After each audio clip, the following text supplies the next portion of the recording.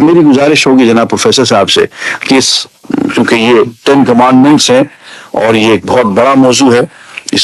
میں تو ایک ادنا طالب علم ہوں، اس سے انصاف نہیں کر سکتا، تو جناب پروفیسر صاحب سے گزارش کروں گا کہ وہ مزید تشریح فرمائیں۔ یہاں میں آغاز گفتگو میں 2 باتیں پہلے واضح کرنا چاہتا ہوں۔ پہلی بات تو یہ ہے کہ یہ جو آیات آپ نے تلاوت فرمائی ہیں، ترجمہ کیا اور تشریح کی ہے ان کی، ان کا آغاز جو ہے وہ حرمت کے لفظ سے یعنی حرمہ جو ہے اس سے ہو رہا ہے،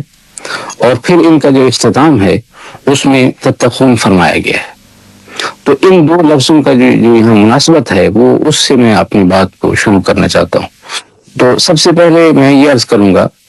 کہ حرمت یا کسی چیز کا حرام قرار پانا محض اس وجہ سے نہیں ہوتا کہ وہ چیز جو ہے غلیظ ہے یا ناپسندیدہ ہے یا انسان کی طبیعت اس کو کراہت اور ناپسندیدگی کی نظر سے دیکھتی ہے، بلکہ حرمت کے اسباب 2 ہوتے ہیں۔ ایک تو یہ ہے کہ کوئی چیز عظمت میں، بڑائی میں اور اس میں کہنا چاہیے کہ شرف میں اس قدر بلند اور اونچی ہے کہ اس کو بھی حرام ٹھہرا دیا گیا کہ اس کی وائلیشن اور اس کو کسی قسم کا جو ہے نقصان نہیں پہنچنا چاہیے، اس کی قریب بھی نہیں جانا چاہیے، کہ اس کی وائلیشن کا کسی قسم کا تصور بھی نہیں کیا جانا چاہیے۔ اور ایک وہ چیزیں حرام قرار دی جاتی ہیں کہ جو ناپسندیدہ اور غلیظ ہیں، تو ان کے بھی قریب جانا گویا کہ اللہ کے احکام کی وائلیشن ہے۔ تو یہاں پر جو محرمات کا جو یعنی ایک ساتھ فرمایا گیا کہ یہ محرمات عشرہ ہیں، قرآن کریم میں ان کو محرمات عشرہ کہا گیا، اور جیسا کہ آپ جانتے ہیں کہ توراس میں ان کو 10 کمانڈ یا احکام عشرہ سے تعبیر کیا گیا ہے۔ تو یہ احکام جو ہیں یہ خواہ اوامر کی شکل میں ہوں یا نواہی کی شکل میں ہوں، ان کو اگر آپ محرمات کہیں تو ان کی پھر تشریح اور تعبیر جو ہے وہ اس طرح ہونی چاہیے کہ محرمات جو ہیں وہ 2 قسم کی ہیں، ایک بوجہ احترام کے اور شرف کے، اور ایک بوجہ گراوٹ کے اور گھٹیا ہونے کے۔ ایک بات تو یہ میں عرض کرنا چاہتا ہوں۔ دوسرا یہ ہے کہ یہ احکام عشرہ بیان فرما دینے کے بعد کتاب اللہ میں یہ ارشاد فرمایا گیا کہ لعلکم تتقون، کہ یہ احکام عشرہ جو ہیں ان کا مقصود یہ ہے کہ خلق خدا اور انسانیت کے افراد جو ہیں وہ تقوی اختیار کریں۔ اور جیسے کہ آپ جانتے ہیں تقوی جو ہے اس کا مفہوم مختصر اور جامع الفاظ میں اگر ہم بیان کرنا چاہیں تو یہ ہے کہ اللہ کے حقوق اور اللہ کی مخلوق کے حقوق میں کمال، یہ ہے تقوی۔ تو یہ احکام عشرہ جو دیے جا رہے ہیں ان میں اللہ کی مخلوق اور اللہ کی ذات دونوں کے احکام ہیں، تو دونوں کے جو حقوق ہیں یعنی حقوق اللہ اور حقوق العباد، دونوں کو اگر صحیح طور پر ادا کیا جائے اور ان احکام عشرہ پر عمل کیا جائے تو یہ تقوی ہے۔ پھر میں یہ عرض کرنا چاہوں گا، آپ نے جو جن الفاظ کی تشریح فرمائی ہے وہ بڑے عمدہ انداز میں آپ نے فرمائی ہے۔ میں یہاں 1-2 باتوں کا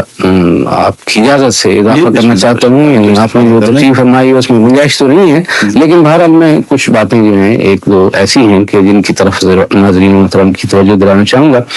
ان میں سب سے پہلی چیز تو یہ ہے کہ یہاں جو فرمایا گیا کہ وَأَوْفُوا الْكَيْلَ وَالْمِيزَانَ بِالْقِسْطِ، یہاں اس کے ساتھ لا نکلف نفسا الا وسعها فرمایا گیا۔ اچھا، اس میں یہ ہے، حکمت اس میں یہ ہے کہ بعض اللہ کے بندے ایسے ہوتے ہیں کہ جب انہیں کوئی چیز یہ مشکل میں ڈال دے کہ ہم صحیح کر رہے ہیں یا غلط کر رہے ہیں تو وہ وہیں کھڑے ہو جاتے ہیں کہ ہم کدھر جائیں۔ یہ جو ناپ تول کا نظام ہے یہ بڑا نازک مسئلہ ہے، اور اس میں ذرا کانٹے کا ادھر ادھر ہو جانے کا امکان ہے۔ اس واسطے کتاب اللہ کا یہ انداز ہے، کتاب اللہ کا یہ اسلوب خاص ہے کہ وہ اپنے بندوں کے بارے میں اللہ کے احکام بیان کرتے وقت کوئی ایسا نقطہ فروگزاشت نہیں کرتی کہ جن سے اللہ کے بندوں کو رہنمائی ملنے کے بجائے تکلیف میں ڈالا جائے۔ تو یہاں یہ جو فرمایا گیا کہ اوفوا الکیل والمیزان بالقسط، کہ یہ کام جو ہے انصاف کے اصولوں کے مطابق کرو، یعنی کانٹا جو ہے وہ بالکل صحیح رکھو جو بھی ناپ تول کیا جا رہا ہے، لیکن اس میں یہ ساتھ فرما دیا گیا کہ لا نکلف نفسا الا وسعها، تم اپنی استطاعت اور اپنی صلاحیت اور اہلیت کے مطابق کوشش کرو کہ ناپ تول میں کسی قسم کی کمی نہ آنے پائے، لیکن اگر تمہاری تمام کوششوں کے باوجود بھی اگر کوئی ایسی ویسی ہو گئی بات تو تمہیں اس بات متفکر ہونے کی ضرورت نہیں ہے، کیونکہ اللہ تعالیٰ جو ہے انسان کو لا یکلف اللہ نفسا الا وسعہا دوسری جگہ فرمایا گیا۔ ایک تو میں یہ بات عرض کرنا چاہتا ہوں، دوسرا یہ ہے کہ یہاں جو یہ فرمایا گیا کہ وَإِذَا قُلْتُمْ فَاعْدِلُوا وَلَوْ كَانَ ذَا قُرْبَى۔ اچھا، قرآن کریم اور ہمارے جو فقہا ہیں ان میں قرآن کریم کے جو احکام، جن آیات سے احکام نکلتے ہیں، ان میں ایک ابن رشد کا ایک اصول ہے، اصول وہ کہتا ہے دلیل الخطاب،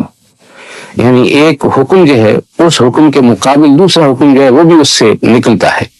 تو مطلب یہاں یہ فرمایا گیا کہ وَإِذَا قُلْتُمْ فَاعْدِلُوا، یعنی جب بات کرو تو انصاف سے بات کرو۔ اچھا، جب بات کرنے کے بارے میں انصاف کہہ دیا گیا کہ تمہاری زبان سے کوئی بات ایسی نہیں نکلنی چاہیے کہ جو خلاف انصاف ہو، تو دوسرا معاشرتی انصاف جو ہے وہ اس میں بدرجہ اولا آ گیا، یعنی عدل کرنا بھی عملی طور پر کہ آپ نے جو آپ کے احکام یا جو آپ لوگوں کے ساتھ معاملات کرتے ہیں، اگر آپ فیصلے کرنے کی کرسی پر بیٹھے ہیں تو اس میں آپ فیصلہ کریں، یا اور بھی آپ کوئی کہاں بھی یوں بات کرنے لگیں کسی کے ساتھ زیادتی نہ کریں، ظلم نہ کریں، تو یہ اس میں اس کے ساتھ بھی تباہ آ گیا۔ تو یہ دو باتیں جو ہیں میں عرض کرنا چاہتا ہوں۔ اسی طریقے سے دوسری جو چیزیں ہیں ان میں بھی مثلا شروع میں ہے کہ لا تشرکوا بی شیئا، یعنی اللہ کے ساتھ کسی کو شریک مت ٹھہراؤ۔ تو اگر کوئی آدمی صرف اتنا ہی اکفاق رہی میں تو کسی کے ساتھ اللہ تعالیٰ کے ساتھ کسی چیز کا شریک نہیں ٹھہراتا، تو اگر وہ توحید کو نہ مانے یا اللہ کو یہ اقرار نہ کرے کہ اللہ وحدہ لا شریک ہے تو بات تو نہیں بنتی۔ تو جب یہ کہا گیا کہ لا تشرکوا بی شیئا تو بالطبع توحید کا اقرار کرنا لازم ہے۔ ویسے اس میں ایک عجیب و غریب بات ہے، جب یہ ارشاد ہوا نا وَأَوْفُوا الْكَيْلَ وَالْمِيزَانَ بِالْقِسْطِ، کہ ناپ تول انصاف کے ساتھ پورا پورا کر۔